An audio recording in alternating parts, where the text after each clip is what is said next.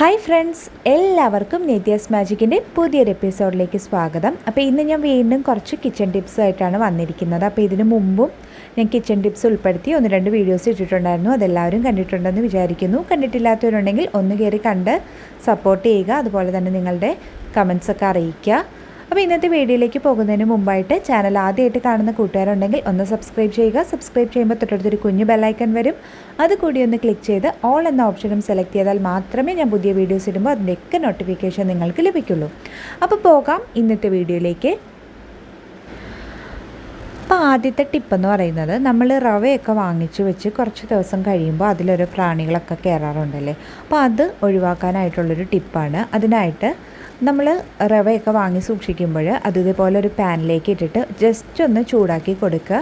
നമ്മൾ റോസ്റ്റ് ചെയ്യേണ്ട ആവശ്യമൊന്നുമില്ല. ജസ്റ്റ് അതൊന്ന് ചൂടായി വന്നാൽ മാത്രം മതി. ഒന്ന് ലോ ഫ്ലെയിമിൽ ഇട്ടിട്ട് 3-4 മിനിറ്റ് നന്നായിട്ട് അതൊന്ന് ചൂടാക്കി എടുക്കുക. അതിന് ശേഷം തണുത്തതിന് ശേഷം നമുക്ക് ഏതെങ്കിലും എയർ ടൈറ്റ് ആയിട്ടുള്ളൊരു കണ്ടെയ്നറിൽ സ്റ്റോർ ചെയ്ത് വെച്ചാൽ അങ്ങനെയുള്ള പ്രാണികളുടെയൊക്കെ ശല്യം ഒന്ന് ഒഴിവാക്കി കിട്ടും കേട്ടോ. നമ്മൾ ഈ പയർ, കടല അതൊക്കെ ഇങ്ങനെ ചെയ്യാവുന്നതാണ്. അപ്പോൾ ഇതൊന്ന് ചൂടായി വന്നിട്ടുണ്ട്. അപ്പോൾ ഞാൻ പറഞ്ഞു, നന്നായിട്ട് റോസ്റ്റ് ആവേണ്ട ആവശ്യമില്ല, അതിൻ്റെ നിറമൊന്നും മാറണ്ട. ജസ്റ്റ് അതൊന്ന് ചൂടായി വന്നാൽ മതി. നമ്മൾ കൈ കൊണ്ട് എടുത്ത് നോക്കുമ്പോൾ അറിയാൻ പറ്റുമല്ലോ അത് ചൂടായിട്ടുണ്ടോ ഇല്ലയെന്ന്. അപ്പോൾ അങ്ങനെ ഒന്ന് ചൂടാകുന്ന ആ ഒരു പരുവം മതി. ഇപ്പോൾ റോസ്റ്റ് ചെയ്ത റവയാണെങ്കിലും അല്ലാത്ത റവയാണെങ്കിലും ഒക്കെ നമുക്കിതുപോലെ ജസ്റ്റ് ഒന്ന് ചൂടാക്കിയതിന് ശേഷം സ്റ്റോർ ചെയ്യുകയാണെങ്കിൽ ഇതുപോലുള്ള പ്രാണികളുടെയൊക്കെ ശല്യം ഇല്ലാതിരിക്കും കേട്ടോ. ഇനി അടുത്ത ടിപ്പെന്ന് പറയുന്നത്, നമ്മൾ മിക്സിയൊക്കെ അരച്ച് കഴിഞ്ഞിട്ട് അത് ക്ലീൻ ചെയ്തെടുക്കാൻ നമുക്ക് വളരെ ബുദ്ധിമുട്ടായിരിക്കുമല്ലോ. അപ്പോൾ അത് പെട്ടെന്ന് ക്ലീനാക്കാൻ പറ്റിയൊരു ടിപ്പാണ്. നമ്മൾ അരച്ച് കഴിഞ്ഞതിന് ശേഷം അതിലേക്ക് തന്നെ കുറച്ച് വെള്ളം ഒന്ന് ഒഴിച്ചു കൊടുക്കുക. എന്നിട്ട് വീണ്ടും നമ്മളതൊന്ന് ഗ്രൈൻഡ് ചെയ്തെടുക്കുക. അപ്പോൾ അതിലുള്ള ആ ഒരു പറ്റിപ്പിടിച്ചിരിക്കുന്ന ആ അഴുക്കൊക്കെ പെട്ടെന്ന് തന്നെ പോയി കിട്ടും. അപ്പോൾ നമ്മൾ പ്രത്യേകിച്ച് ഈ അരിയൊക്കെ അരച്ചെടുക്കുന്ന സമയത്താണെങ്കിൽ നല്ല യൂസ്ഫുള്ളാണ് വലിയ ജാറിൽ. അപ്പോൾ ഇങ്ങനെ ഒന്ന് ട്രൈ ചെയ്ത് നോക്കൂ കേട്ടോ.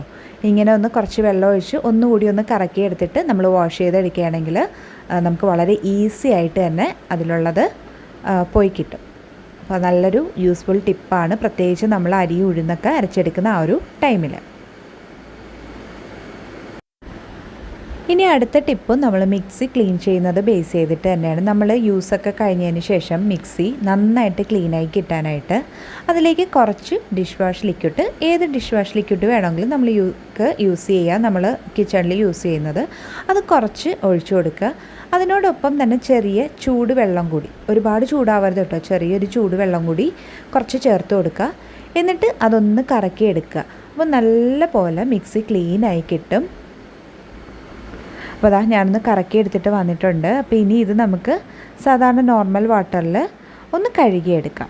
അപ്പോൾ നല്ല ഈസി ആയിട്ട് തന്നെ അത് ക്ലീനായി കിട്ടും കേട്ടോ. എല്ലാ അഴുക്കൊക്കെ മാറി നല്ലൊരു ഷൈനിങ് കിട്ടാൻ അത് ഹെൽപ്പ് ചെയ്യും. നമ്മൾ സ്ക്രബൊന്നും യൂസ് ചെയ്തിട്ട് ഒരുപാട് ഉരച്ച് കഴുകേണ്ട ആവശ്യമൊന്നുമില്ല. ജസ്റ്റ് ഇതുപോലെ ഒന്ന് കഴുകിയെടുത്താൽ മതി. അപ്പോൾ ഇതും നല്ല യൂസ്ഫുൾ ഒരു ടിപ്പാണ്. അപ്പോൾ എല്ലാവരും ഒന്ന് ട്രൈ ചെയ്ത് നോക്കുക. അടുത്ത ടിപ്പ്, നമ്മൾ അരിയൊക്കെ സ്റ്റോർ ചെയ്യുമ്പോൾ ഹെൽപ്ഫുള്ളായിട്ടുള്ളൊരു ടിപ്പാണ്. അപ്പോൾ നമ്മൾ അരിയൊക്കെ കുറേ നാൾ സൂക്ഷിച്ച് വയ്ക്കുമ്പോൾ അതിൽ പ്രാണികളുടെയൊക്കെ ശല്യം ഉണ്ടാവാറുണ്ട്. അപ്പോൾ അത് ഒഴിവാക്കാനായിട്ട് അതിലേക്ക് കുറച്ച് വറ്റൽ മുളക് കൂടി ഇട്ട് കൊടുക്കുക. അപ്പോൾ അങ്ങനെ നമ്മൾ സ്റ്റോർ ചെയ്യുകയാണെങ്കിൽ അതിൽ പ്രാണികളുടെ ഒന്നും ശല്യം ഉണ്ടാവില്ല. ഇപ്പോൾ നമ്മൾ ചാക്കിൽ അല്ലെങ്കിൽ കണ്ടെയ്നറിലൊക്കെ ആയിരിക്കുമല്ലോ നമ്മളിത് സ്റ്റോർ ചെയ്യുന്നത്. അപ്പോൾ ഏതിലാണെങ്കിലും, ചാക്കിലാണെങ്കിലും കണ്ടെയ്നറിലാണെങ്കിലും കുറച്ച് വറ്റൽ മുളക് കൂടി അതിനോടൊപ്പം ഇട്ട് കൊടുക്കുക. ഇനി അടുത്തതും നമുക്ക് അരി വെച്ചിട്ട് ചെയ്യാവുന്നൊരു ടിപ്പാണ്. നമ്മൾ പപ്പടമൊക്കെ വാങ്ങി സൂക്ഷിക്കുമ്പോൾ എടുത്തിട്ട് ബാക്കി വരുന്നതോ അല്ലെങ്കിൽ നമ്മൾ വാങ്ങിച്ചതിന് ശേഷം സ്റ്റോർ ചെയ്യുമ്പോൾ ഇതുപോലെ അരിയിൽ വെച്ചിട്ടൊന്ന് സ്റ്റോർ ചെയ്യുകയാണെങ്കിൽ അതൊരുപാട് നാൾ കേടാകാതെ ഇരിക്കും കേട്ടോ. ഇതുപോലെ അരിയിലൊന്ന് മൂടി വെച്ചിട്ട് സൂക്ഷിക്കുകയാണെങ്കിൽ നമ്മൾ ഫ്രിഡ്ജിലൊന്നും വെക്കേണ്ട ആവശ്യമില്ല. ഇതുപോലെ തന്നെ സ്റ്റോർ ചെയ്താൽ നമുക്ക് ഒരുപാട് നാളത് കേടാകാതെ ഇരിക്കും. അപ്പോൾ ഇത് പണ്ടുള്ളവർക്കൊക്കെ അറിയാവുന്ന ടിപ്പായിരിക്കും കേട്ടോ. പണ്ടുള്ളവരൊക്കെ ഇതുപോലെ സ്റ്റോർ ചെയ്യുമായിരുന്നു. അപ്പോൾ പുതിയ ആൾക്കാർക്കൊന്നും അത്രയ്ക്ക് അറിയില്ല. അപ്പോൾ അറിയാവുന്നവരുണ്ടെങ്കിൽ സ്കിപ്പ് ചെയ്തിട്ട് കണ്ടോളൂ കേട്ടോ. നിങ്ങൾക്ക് അറിയാവുന്ന ടിപ്സ് ആണെങ്കിൽ സ്കിപ്പ് ചെയ്തിട്ട് കണ്ടോളൂ. അപ്പോൾ ഇതുപോലെ ഒന്ന് സ്റ്റോർ ചെയ്ത് നോക്കുക. ഇനി അടുത്തത്, നമുക്ക് ബിസ്ക്കറ്റ് സ്റ്റോർ ചെയ്യാൻ പറ്റുന്നൊരു ടിപ്പാണ്. നമ്മൾ ബിസ്ക്കറ്റൊക്കെ പൊട്ടിച്ചതിന് ശേഷം സാധാരണ ഒരു എയർ ടൈറ്റ് കണ്ടെയ്നറിലൊക്കെ ഇട്ട് സൂക്ഷിക്കാറുണ്ട്.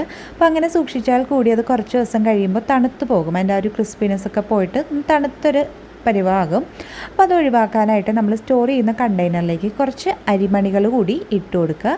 അതിന് ശേഷം സ്റ്റോർ ചെയ്യുകയാണെങ്കിൽ ബിസ്ക്കറ്റ് പെട്ടെന്ന് തണുത്ത് പോകില്ല.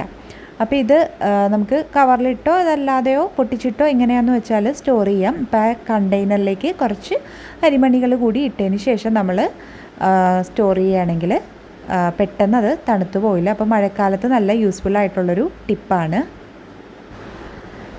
ഇനി അടുത്തത് നമ്മൾ പാലൊക്കെ വാങ്ങിയിട്ട് നമ്മൾ കുറച്ച് ലേറ്റായിട്ടൊക്കെയാണ് കാച്ചി വെക്കുന്നതെങ്കിൽ അത് പെട്ടെന്ന് തന്നെ ചീത്തയായി പിരിഞ്ഞു പോകും. അപ്പോൾ അങ്ങനൊരു അവസ്ഥ ഒഴിവാക്കാനായിട്ട് അങ്ങനെയുള്ള ടൈമിൽ അതിലേക്ക് ഒരു പിഞ്ച് ബേക്കിംഗ് സോഡ കൂടി ഇട്ടതിന് ശേഷം ഒന്ന് കാച്ചി എടുക്കുകയാണെങ്കിൽ പാല് പിരിഞ്ഞു പോകില്ല. അപ്പോൾ നമുക്ക് തന്നെ അറിയാം, നമ്മൾ കുറച്ച് ലേറ്റായിട്ടൊക്കെയാണ് കാച്ചുന്നതെങ്കിൽ അത് പിരിഞ്ഞു പോകാനുള്ള ചാൻസ് കൂടുതലാണ്. അപ്പോൾ അങ്ങനെയുള്ള ടൈമിൽ മാത്രം അതിലേക്ക് ഒരു പിഞ്ച് ബേക്കിംഗ് സോഡ കൂടി ഇട്ട് കൊടുത്തിട്ട് ഒന്ന് കാച്ചിയെടുക്കുക. ഇനി അതുപോലെ തന്നെ നമ്മൾ പാലൊക്കെ പെട്ടെന്ന് വെച്ചിട്ട് കാച്ചാൻ വെച്ചിട്ട് നമ്മൾ മറ്റെന്തെങ്കിലും കാര്യത്തിനൊക്കെ പോകുമ്പോൾ അത് പെട്ടെന്ന് തന്നെ തിളച്ച് തൂവിപ്പോകും. അപ്പോൾ അത് ഒഴിവാക്കാനായിട്ട് ഇതുപോലൊരു വുഡൻ സ്പാച്ചുല അതിൻ്റെ മുകളിലേക്ക് വെച്ചിട്ട് ഒരു മീഡിയം ഫ്ലെയിമിൽ നമ്മൾ വെച്ചിരിക്കുകയാണെങ്കിൽ പാല് തിളച്ച് തൂവിപ്പോകില്ല. അപ്പോൾ ഇത് എല്ലാവർക്കും പറ്റുന്നൊരു അബദ്ധമാണ്, നമ്മൾ ഈ പാല് തിളച്ച് തൂവിപ്പോകുന്നത്. അപ്പോൾ അത് ഒഴിവാക്കാനായിട്ട് അപ്പോൾ ഹൈ ഫ്ലെയിമിൽ ഇട്ടിട്ട് പോകരുത് കേട്ടോ, അങ്ങനെ വന്നാൽ അത് തൂകിപ്പോകും.